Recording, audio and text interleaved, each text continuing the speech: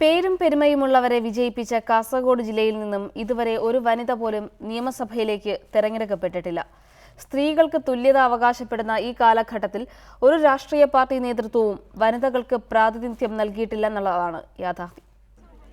ജില്ലയിലെ പ്രമുഖ മുന്നണികളൊന്നും തന്നെ ഇതുവരെയായി വനിതകളെ നിയമസഭാ തിരഞ്ഞെടുപ്പിൽ മത്സരരംഗത്ത് ഇറക്കിയിട്ടില്ല. കഴിഞ്ഞ തവണ കാസർഗോഡ് മണ്ഡലത്തിൽ ജയലക്ഷ്മി ഭട്ടിനെ മത്സരിപ്പിച്ച BJP മാത്രമാണ് ഇതിനൊരു അപവാദം. ജില്ലയിലെ നിയമസഭാ തെരഞ്ഞെടുപ്പ് ചരിത്രത്തിലെ ഇതുവരെ ഏറ്റവും കൂടുതൽ വോട്ട് നേടിയതും ജയലക്ഷ്മി ഭട്ട് തന്നെ. മുസ്ലിം ലീഗിലെ NA നെല്ലിക്കുന്നിനെതിരെ മത്സരിച്ച് 43,330 വോട്ട് ഇവർ സ്വന്തം പേരിലാക്കി. ഇവിടെ പിന്നെ എല്ലാ വർഷവും അവര് സ്ത്രീകളെ കൊണ്ട് രാഷ്ട്രീയം നടത്തും മാത്രമല്ലാതെ അവരെ ഒരു ഇതിലും അവരെ ഇതിന് മുഖ്യധാരയിൽ കൊണ്ടുവരാനില്ല. രാഷ്ട്രീയത്തിൻ്റെ കേവലം അവർ പ്രവർത്തിക്കാൻ മാത്രം. ഇപ്പം ഇവിടെ നമുക്കറിയാം കുടുംബശ്രീ അതുപോലെ തന്നെ ഒരുപാട് സംഘടനകളെ കൊടുത്തുകൊണ്ട് അവർ ഒരുപാട് പരിപാടി നടത്തി. പക്ഷേ രാഷ്ട്രീയത്തിൻ്റെ മുൻപന്തിൽ അവരെന്തും നിർത്തുന്നില്ല.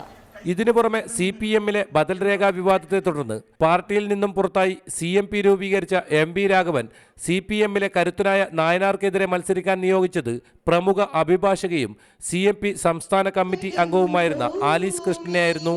1987 നടന്ന തിരഞ്ഞെടുപ്പിൽ തൃക്കരിപ്പൂരിലായിരുന്നു മത്സരം. ആലീസ് കൃഷ്ണൻ അന്ന് 4ാം സ്ഥാനത്തായി. 1991 നടന്ന തിരഞ്ഞെടുപ്പിലും ജില്ലയിൽ സ്ത്രീ സാന്നിധ്യമുണ്ടായി.